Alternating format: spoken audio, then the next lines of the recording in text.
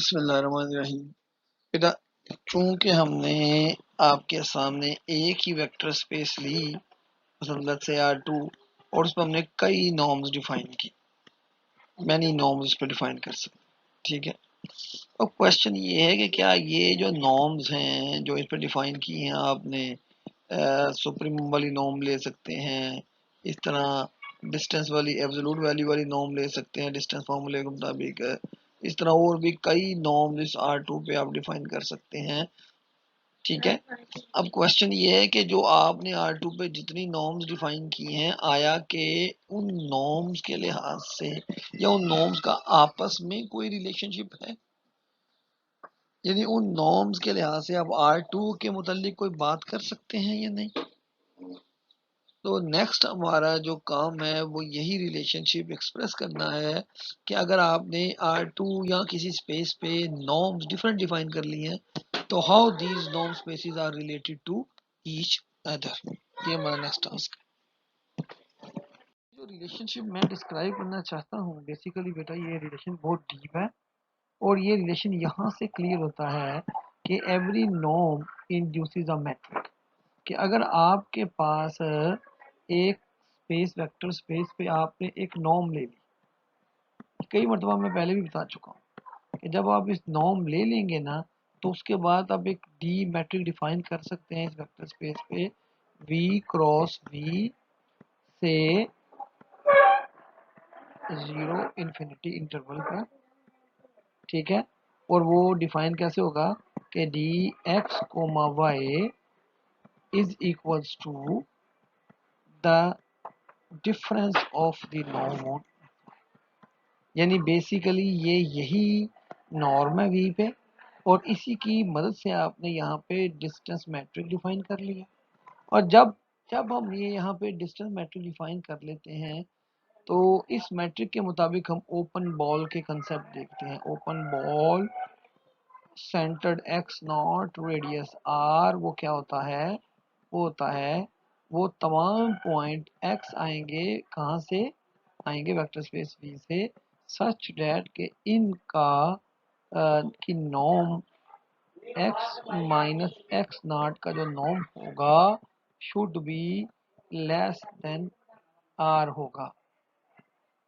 तो यहाँ से ये एक ओपन बॉल डिफाइन कर लेंगे, centre X naught radius R, और ये ओपन बॉल्स जो हैं ये इनफैक्ट ये वाले होंगे, ये अंदर वाले विदाउट बाउंड्री। और जहाँ आप बेसिस डिफाइन करेंगे टोपोलॉजीज की, वो क्या होगा, वो होगा इसमें ओपन बॉल्स आएंगे, open ball X naught centre radius R. तो यहाँ पर आप टोपोलॉजी इंट्रोड्यूस करवाएंगे, और वो क्या होगी, होगी यूनियन ऑफ ओपन बॉल्स जो होंगे उसे आप ओपन सेट कंसीडर कर सकते हैं, ठीक है। तो ये जो ओपन टोपोलॉजी डिफाइन की है, ये नेचुरल टोपोलॉजी है जो नॉर्म से लेके आप चले। तो यहाँ से ये क्लियर हम प्रूव कर सकते हैं कि फिर इस तरह हर नॉर्म एक मैट्रिक स्पेस इंट्रोड्यूस करेगी और हर मैट्रिक एक टोपोलॉजी इंट्रोड्यूस करेगी, ठीक है। और जब हम दो नॉर्म स्पेसिस लेंगे और डिफरेंट नॉर्म्स लेंगे, तो हम देखेंगे कि क्या आया कि वो सेम टोपोलॉजी इंट्रोड्यूस कर रहे हैं कि नहीं। अगर बेसिक्स ओपन सेट सेम होंगे तो हम कहेंगे वो सेम टोपोलॉजी इंट्रोड्यूस करेंगे, और उन नॉर्म्स को जो सेम टोपोलॉजी इंट्रोड्यूस करेंगे वो आपस में इक्विवेलेंट नॉर्म्स कहलाएंगी, क्योंकि नॉर्म्स डिफरेंट होंगी, नॉर्म्स इक्वल नहीं होंगी, नॉर्म्स डिफरेंट होंगी, लेकिन टोपोलॉजी जो आएगी वो सेम होगी। So we obtain same convergence sequences, same concepts of limits, same open sets, same closed sets ideas arriving from the trivial definitions. देखें, हमने R2 के ऊपर कई नॉर्म्स देखी थी। मसलन एक ये नॉर्म है जो कि स्टैंडर्ड डिस्टेंस नॉर्म है, एक ये नॉर्म है, और एक ये नॉर्म है। ये तीन डिफरेंट नॉर्म्स हैं। फर्ज करें इसका नाम हम x0 रख लेते हैं, इस नॉर्म का नाम हम x1 रख लेते हैं, इसका नाम हम x रख लेते हैं। ये तीनों डिफरेंट नॉर्म्स हैं R2 के ऊपर, स्पेस एक ही R2 के ऊपर, ठीक है। लेकिन जब हम इस नॉर्म को लेते हैं R2 के ऊपर, तो स्टैंडर्ड जो ओपन बॉल बनता है, यूनिट ओपन बॉल, वो ये बनता है, यानी डिस्क की शक्ल का ये। ठीक है, जब हम ये लेते हैं तो ये स्टैंडर्ड जो यूनिट ओपन बॉल बनेगा वो इस शक्ल का बनेगा, ऐसे। और जब हम इसको लेंगे तो स्टैंडर्ड जो ओपन बॉल बनेगा वो इस शक्ल का बनेगा, यानी तीनों की जो शेप है वो डिफरेंट है। लेकिन इन फैक्ट जब टोपोलॉजी की बात करेंगे तो ये ओपन डिस्क जो है वो इस स्क्वायर के और इस रेक्टेंगल के होम्योमॉर्फिक है, यानी एज अ नॉर्म स्पेस ये डिफरेंट है। मगर जब हम टोपोलॉजी की बात करेंगे तो they will induce the same topology, क्योंकि ये आपस में होम्योमॉर्फिक होंगे। उसकी एक स्ट्रेट फॉरवर्ड रीजनिंग क्या है कि आप इस ओपन बॉल जो है, डिस्क वाले ओपन बॉल, उसके अंदर आप एक इस तरह का स्क्वायर भी प्लॉट कर सकते हैं जो इसका सबसेट होगा, और इस तरह का भी प्लॉट कर सकते हैं जो इसका सबसेट होगा। ठीक है, दैट मीन वो इंड्यूस टोपोलॉजी जिसमें स्क्वायर और रेक्टेंगल्स ओपन है वो इस टोपोलॉजी के अंदर है। लेकिन कंसिक्वेंटली जब आप इस स्क्वायर की बात करेंगे, एक स्क्वायर की, तो इसके अंदर आप डिस्क भी ड्रॉ कर सकते हैं, रेडियस डिफरेंट होगा। तो ये दोनों तरफ की इंक्लूजन आपने शो कर दी। दैट मीन्स के ये दोनों सेम टोपोलॉजीज हैं तीनों, in fact.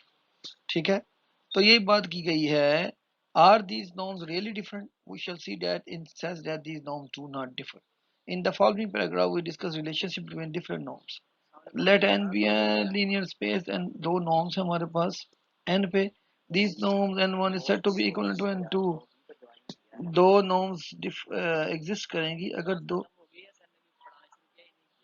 Non zero positive numbers हैं ए और बी, सच डैट ए और बी इस तरह से हमारे पास रिलेशन क्रिएट होगा, तो हम कहेंगे कि ये नॉर्म्स आपस में इक्विवेलेंट हैं, कि ए की नॉर्म दूसरे की नॉर्म से बाउंडेड हो जाए विद सम कांस्टेंट्स, तब हम कहेंगे कि ये दोनों नॉर्म आपस में इक्विवेलेंट नॉर्म हैं।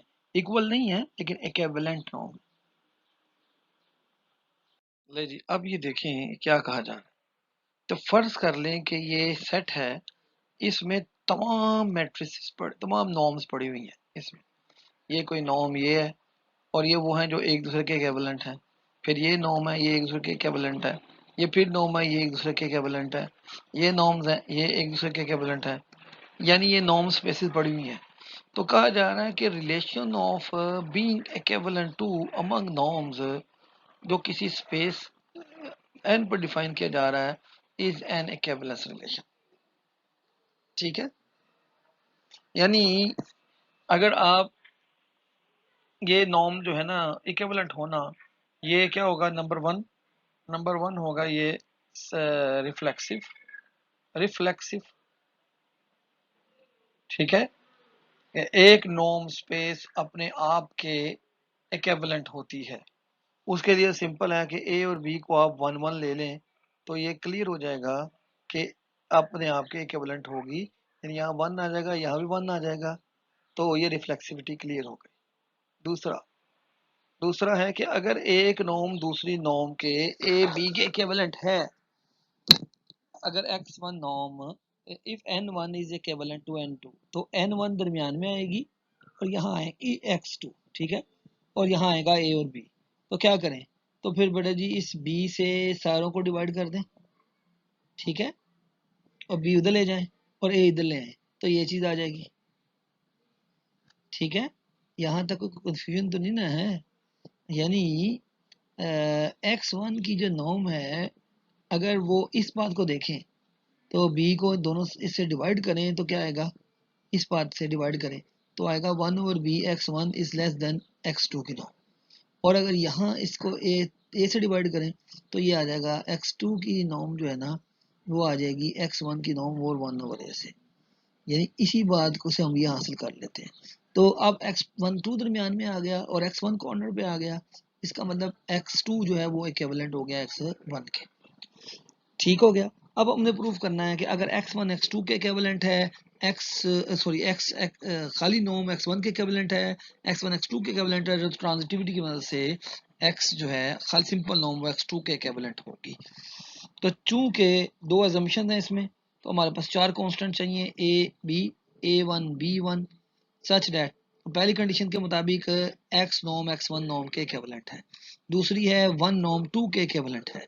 ठीक है, तो अब क्या करें आप, तो a1 x2 क्या होगा, ये साइड लिया आपने, यहां से शुरू किया, यहां से इसको, इस पार्ट को आपने मल्टीप्लाई कर दिया a से। जब इस पार्ट को मल्टीप्लाई करेंगे a से, तो a1 should be less then ax1। ठीक है, और फिर ये ax1 यहाँ दोबारा यहाँ आ गया, और ये लेस है x से, ये बात ठीक हो गई यहाँ तक। फिर उसके बाद ये लेस है इससे bx1 से, और ये लेस है bbx2 से। तो अगर आप चाहें तो अपनी मर्जी से कुछ भी वैल्यू बीच में खत्म कर सकते हैं। तो a1 की जगह आपने नाम रख दिया कि नया नंबर a2, और bb1 को नया नाम रख दिया b2। तो यहाँ से आया a2x2, दरमियान में ये x लिखा, और bx2, ताकि ये प्रूव कर दिया आपने कि सिंपल नॉर्म जो है वो x2 के इक्विवेलेंट है। It's just an interplay manipulation of some constants, nothing else. तो यहाँ बताया कि एक नॉर्म पर जब आप एक एन स्पेस के ऊपर जब आप डिफरेंट नॉर्म्स डिफाइन करेंगे, ठीक है, सिंपल नॉर्म, x1 नॉर्म और टू नॉर्म, तो ये नॉर्म्स डिफाइन करने का रिलेशन है इक्विवेलेंस रिलेशन होगा। ठीक है, okay. For example take the case of a plane. ठीक है, ये प्लेन है, इस प्लेन के अंदर आप डिफरेंट नॉर्म्स R2 पे ले सकते हैं। ठीक है, लेकिन जब डिफरेंट नॉर्म्स आप इस R2 पे लेंगे तो आपको देखना पड़ेगा उस नॉर्म से आप डिफाइन करेंगे मैट्रिक, और उस मैट्रिक से आप डिफाइन करेंगे टोपोलॉजी। तो एक से टोपोलॉजी आएगी कि ओपन डिस्क जो है वो बेसिक ओपन सेट्स हैं,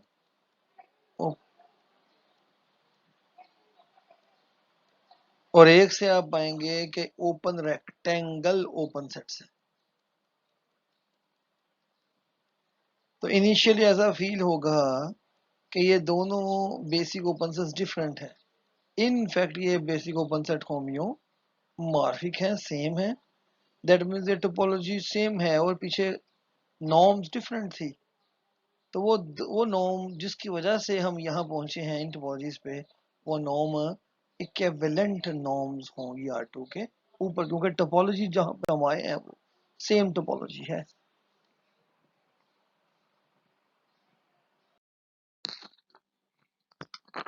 ले जी, जो अब हमारे पास मेन बात क्या है कि हमारे पास फर्ज करें n जो है वो एक नॉर्म लीनियर स्पेस है, और उसके ऊपर दो नॉर्म्स आप कंसीडर कर रहे हैं, एक ये वाली और एक ये वन नॉर्म। फर्ज कर ये दो कोई सी भी नॉर्म है इसके ऊपर। तो क्वेश्चन ये था कि इनकी टोपोलॉजिकल प्रॉपर्टीज और कन्वर्जेंस प्रॉपर्टीज आपस में कैसे रिलेटेड होंगी। ठीक है, तो ये वाला और इससे अगला थ्योरम जो है वो इस बात का जवाब देगा। ये थ्योरम क्या कहता है, कहता है any two norm equivalent norm on a linear space n defines the same topology. यानी चाहे आप एक नॉर्म स्पेस n पे 100 नॉर्म ले रहे हैं जो आपस में इक्विवेलेंट हैं, ठीक है, तो उनसे जो टोपोलॉजी बनेगी वो एक ही होगी। यानी जो बेसिक ओपन सेट्स आएंगे उनके वो आपस में होम्योमॉर्फिक हों। तो मैंने कहा कि लेट ये दो इक्विवेलेंट नॉर्म्स हैं n पे, ये और ये इक्विवेलेंट नॉर्म्स हैं n के ऊपर 1। ठीक है, जब ये इक्विवेलेंट है तो बाय डेफिनेशन ऑफ इक्विवेलेंस क्या होगी कि एक नॉर्म दरमियान में आएगी और दूसरी कॉर्नर पे आएंगी, और a और b कांस्टेंट्स आएंगे पॉजिटिव। ठीक है, फॉर ऑल ये रिलेशन होल्ड करेगा। अब हमने ये प्रूव करना है कि अगर ये नॉर्म है तो इसके बाद यहाँ से मैट्रिक बनेगी, और मैट्रिक में बेसिक ओपन सेट्स होंगे ओपन बॉल्स की शक्ल के, और वहां से जो बेसिक ओपन सेट की जो टोपोलॉजी बनेगी वो होगी topology induced by the metric and hence by the naught. अब हमने बताना है कि वो आपस में जो बेसिक ओपन बॉल्स बनेंगे या बेसिक ओपन सेट बनेंगे, एक ओपन सेट दूसरे में कंटेन होता है और दूसरा पहले में कंटेन होता है। तो पिछले स्लाइड में मैंने एक्सप्लेनेशन भी इसकी थी। दैट मीन्स के टोपोलॉजी सेम है। अच्छा, अब आपने क्या किया, for an x belongs to n let B X R be an open ball in this. ठीक है, हमने n के अंदर ये x ले लिया, ये रेडियस हमारा r है और ये ओपन बॉल हमने ले लिया, जैसे वो इस शक्ल का ओपन बॉल है। ठीक है, उसमें ये पॉइंट्स आ रहे हैं, ये सेट। ठीक है, इसका नाम है बी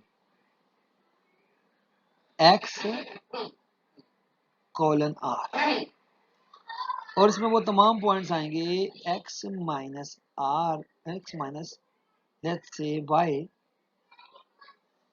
और वो लेस देन होगा आर से। ठीक है, कंसीडर बी वन।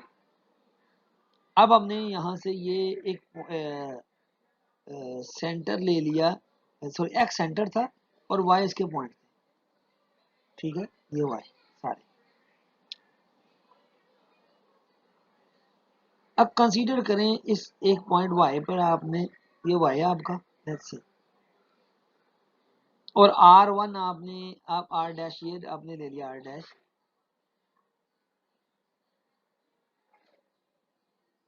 ये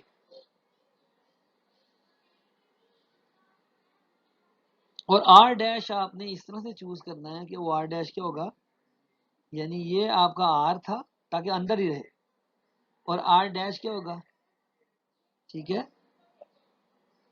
आर वन आपने इस ओपन वॉल का, जैसे ये आपका है R minus R one over B ले लिया, यानी ये इस तरह से लेना है कि ये जो ओपन बॉल बने वो इसके अंदर ही कंटेन कर जाए। तो अब वो पॉइंट, वो ओपन बॉल बी वन में कौन कौन से पॉइंट्स आएंगे, देन अगर जेड बी वन डैश में आ रहा है जेड, तो उसकी खूबी क्या होगी कि उसका जब आप सेंटर डिस्टेंस वाई से लेंगे तो क्या होगा, नॉर्म वन में वो आर डैश से लेस होगा। तो एक्स जेड माइनस एक्स निकालें तो बाय नॉर्म प्रॉपर्टी आप इसमें वाई लेस करें और वाई ऐड करें, ट्राइंगल इनक्वालिटी ऑफ नॉर्म के मुताबिक अलग अलग करें तो ये होगा। लेकिन जेड माइनस वाई जो है, जेड माइनस वाई को, ठीक है, तो जब ये बी वन के लिहाज से देखेंगे, वन नॉर्म में जाएंगे, वन नॉर्म में, तो वन नॉर्म जो है अगर आप गौर करें तो एक्स वन की जो नॉर्म थी वो एक्स की नॉर्म से क्या थी, एक्स की जो नॉर्म है वो एक्स वन की नॉर्म, एक्स वन की नॉर्म ग्रेटर है, एक्स की नॉर्म कम है, बी टाइम मल्टीपल। तो जब मैं एक्स जेड माइनस वाई से सिंपल नॉर्म को रिमूव करूंगा और बी लेके आऊंगा साथ ऊपर वाला ये, तो वहां बी साथ आ जाएगा, ये भी। ठीक है, यहां तक क्लियर। और बी वैसे ही आएगा, और z माइनस वाई का जो डिफरेंस है वो by definition radius r dash है, तो ये r डैश यानी r minus R one over B से लेस होगा। तो यहाँ ये इसकी मैग्नीट्यूड ये डाल दिया, ये वैल्यू डाल दी r minus R one, B B से कैंसिल हुआ, आर वन से कैंसिल हुआ, तो ये r आ गया। डैट मीन्स के z का डिस्टेंस x से जो लिया गया वो r से लेस है, यानी z आपका पॉइंट जो है वो b में मौजूद है, यानी बी वन डैश पूरे का पूरा b में मौजूद है। सिमिलरली ये प्रूव कर सकते हैं कन्वर्ट्स भी, हेंस वाई जो बी वन डैश में था वो बी में मौजूद है, यानी वन नॉर्म वाले में जो बेसिक ओपन सेट्स हैं वो सिंपल नॉर्म वाले ओपन सेट्स में मौजूद है। और इस तरह कन्वर्ट्स भी प्रूव कर सकते हैं, सिर्फ कॉन्स्टेंट को आगे पीछे करना पड़ेगा। हेंस इसका मतलब ये हुआ कि जब आप अपने एक नॉर्म के मुताबिक ओपन सेट्स ये लेंगे तो उसमें ये ओपन सेट्स ये वाले आ जाएंगे, और जब ये लेंगे तो उसमें ओपन सेट ये वाले भी आ जाएंगे, यानी एक दूसरे का इंक्लूजन की मदद से प्रूव किया जा सकता है कि आपकी टोपोलॉजी जो है वो सेम है। हेंस नॉर्म डिफरेंट थी लेकिन टोपोलॉजीज सेम हुई। ठीक हो गया। तो सिंपल इसमें ये ही प्रॉब्लम है कि जब आप इस नॉर्म से, ये नॉर्म लेस है, लेस इक्वल है बी टाइम वन की नॉर्म से। तो जहां जहां आपने वन वाली नॉर्म लानी है इसको हटा के वहां आपको बी से मल्टीप्लाई करना पड़ेगा, सिंपल। तो कन्वर्स भी प्रूव किया जा सकता है। Hence the two norms which are equivalent they induce the same topology, उनसे टोपोलॉजी भी सेम आएगी, सेम टोपोलॉजिकल प्रॉपर्टीज होंगी, ठीक है। अब देखते हैं कन्वर्जेंस प्रॉपर्टीज का क्या करना है। तो नेक्स्ट थ्योरम जो बहुत ही ब्यूटीफुल है, ये सिंपल सा टॉपिक है, इतना मुश्किल टॉपिक नहीं है, कि जी equivalent norm preserves the Cauchy properties of sequences. ले जी, तो इसका थ्योरम क्या कहता है? सिंपल है कि अगर आपके पास ये दो नॉर्म, एक नॉर्म लीनियर स्पेस n पर दोनों नॉर्म आपस में इक्विवेलेंट थी, देन काशी सीक्वेंस n जो है इज आल्सो काशी सीक्वेंस। यानी एक का काशी है अगर एक में, तो दूसरे में भी काशी है, यानी दोनों में काशी सीक्वेंसेस की डेफिनेशन सेम होगी, क्योंकि वही बात कांस्टेंट का फर्क होगा ना। तो प्रूव करना है, let X N be Cauchy sequence in this simple norm, then इसका डेफिनेशन का मतलब क्या होगा? तब इस नॉर्म में आपके पास दो natural number epsilon greater than positive, there is a natural number N not such that कि x M minus x n का जो डिस्टेंस है, जो नॉर्म का डिफरेंस है, वो एप्सिलॉन से लेस होगा for all M N greater than N naught से। ये डेफिनेशन ऑफ कॉची सीक्वेंस है, ठीक है। लेकिन अगेन वही बात, जब भी मैं इसको रिप्लेस करूंगा नॉर्म वन से, तो अब आपके पास क्या था बाय डेफिनेशन? ए वन की नॉर्म लेस है सिंपल नॉर्म से, ठीक है। अब आप सिंपल नॉर्म और इसके दरमियान ये रिलेशन बयान करें, क्लियर है? तो यहां से सिंपल वन की जो नॉर्म है वो क्या आएगी? वो लेस देन इक्वल होगी, लेस इक्वल होगी वन ओवर ए, यहाँ वन वाली नॉर्म आ जाएगी और यहाँ सिंपल नॉर्म आ जाएगी। सो डेट मीन्स कि अगर आप इस सिंपल की बजाय ए वन का लिखें, ए वन के बारे में लिखें, क्योंकि उसी की काशी सीक्वेंस हमने बयान करना है ना, तो ये वाला रिलेशन क्या आएगा? X M minus x N one should be less than equal to one over A X M minus x N, ठीक है। और ये अगर ये यानी ये हिस्सा एप्सिलॉन से लेस है, तो टोटल ये क्या होगा? एप्सिलॉन ओवर ए से लेस होगा, एप्सिलॉन ओवर ए से लेस होगा। दैट मीन्स कि x M minus x N किसी नए एप्सिलॉन यानी X M minus x N ये लेस देन है एक new epsilon, epsilon dash. So ये भी इस नॉर्म में भी एक काशी सीक्वेंसेस हो गया for all M N greater than N naught. इसका मतलब एक नॉर्म में मैं काशी सीक्वेंस कंसीडर करता हूँ, तो वो दूसरी नॉर्म में एक स्पेस पर वो भी काशी सीक्वेंस ही होगा, and proof is quite simple.